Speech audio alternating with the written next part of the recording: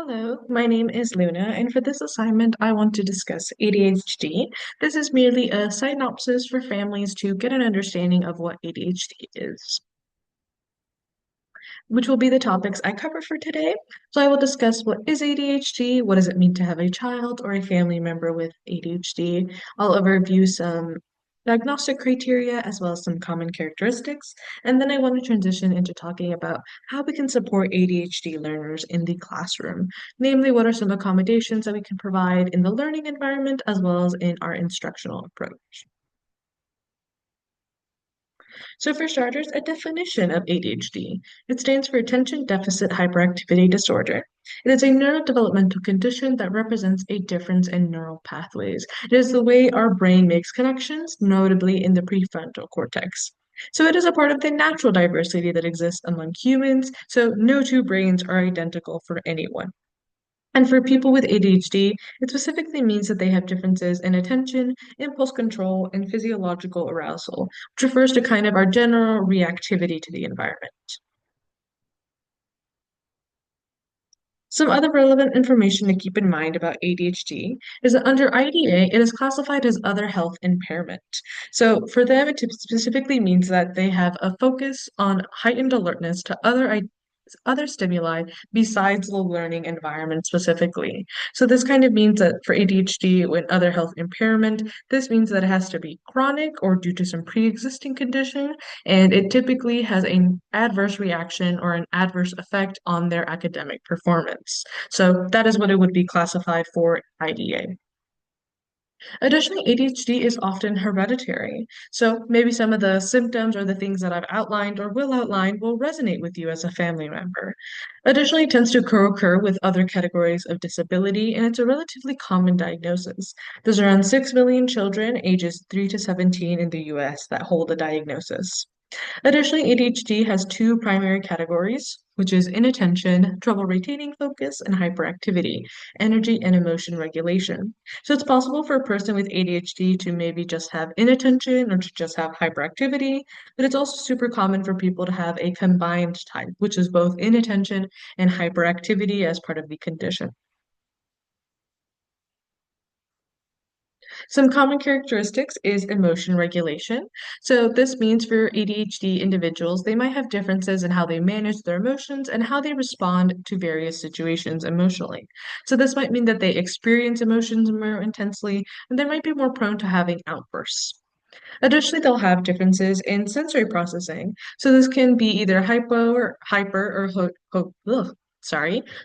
or hypo sensitivity to the environment. So they can be very sensitive to stimulation, but they also have a kind of craving for it, in which their brains are almost kind of hungry for stimulation and tend to require a lot of it to feel active or energized.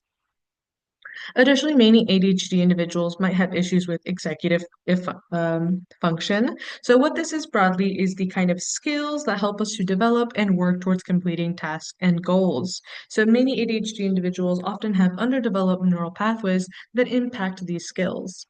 So these are some common characteristics, but I do want to provide a disclaimer that ADHD manifests very differently for everyone. So if you don't necessarily see yourself or your child represented in these characteristics, that doesn't mean they don't have ADHD. These are just some kind of associated characteristics that we tend to see with many ADHD individuals. Which transitions me into talking a little bit about diagnostic criteria. So I've talked a little bit about the core characteristics of hyperactivity, inattention, and impulsivity, and then each category of these will then have their own associated symptoms. To receive a diagnosis, ADHD does have to be present before the age of 12 and across multiple settings such as home and school. Additionally, we will observe at least six symptoms in any three of the categories in the child, and it has to be consistent across a period of more than 6 months. Additionally, there has to be evidence that interferes with performance, whether that be at work, at school, or socially. Additionally, any of the symptoms cannot be explained by another factor. So we can't necessarily have it be explained by anxiety, a lack of sleep, or any kind of personal issues, or just their general developmental stage. However, I also want to take a second to talk about some areas of strengths. So we can talk also a little bit about just what it means to be an ADHD learner. And this comes with areas of strength, but also areas of need. However, some areas of strength I would like to mention is hyperfocus. Many have an ability to really kind of hone in and concentrate on a particular topic. They also tend to have a wide range of interests and expertise. Many also tend to be very creative and imaginative, offering very unique perspectives.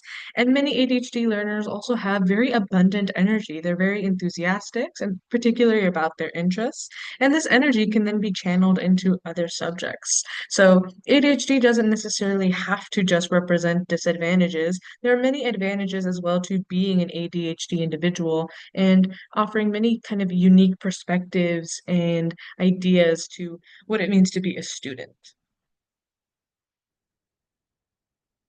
However, the way the typical K through 12 education system goes, it does mean that many of these students also have areas of need. So, attention and focus is one thing. Many students often have difficulties sustaining attention on one singular task, so their attention might wander during instruction or individual work time. Additionally, organization, some of them kind of might struggle with keeping track of all of their assignments or organizing physical spaces. It's also possible they could experience issues around like following social norms, normally typically around like turn taking, following conversations, as well as managing emotional reactions.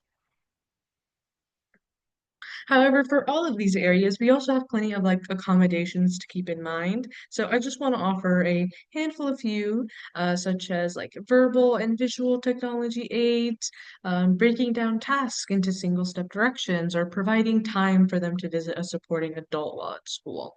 So I've highlighted a few here. One of the two in particular I want to mention is the designated spaces and tools to release energy or to help focus attention. The way many standard classrooms are set up in the US, it's quite hard to be an ADHD learner. You have to be sat for an extended amount of time listening to your teacher talk, and it has very quick transitions. So it is a difficult space to be in. And so I think it would be really important to have these kind of designated spaces for them to kind of release their energy or to have opportunities to focus attention. So this can be like in a corner of the classroom, but also other spaces just across the campus in general. Additionally, as an instructor, it's important to kind of incorporate and connect your subject material to interests. Again, many ADHD learners have such like high enthusiasm and curiosity, so it's important to try and kind of harness this energy, and you can do so by connecting the things you're teaching to their interests. There's many ways for them to kind of learn the skills and the things you want them to just by kind of showing an interest in their topics. So this brings me to the end of my presentation. I want to give you a thank you for listening, and I hope that this presentation helped to kind of highlight this idea that it's important to understand neurodiversity as difference and not necessarily a disorder. So it's important to realize that any of these things I've mentioned just represents a difference for students and not that there is something like inherently wrong with them or that it's disordered. Everyone's brain is different, and that is a good thing. Again, difference is just difference. It does not have to be a disorder. So, thank you again for listening.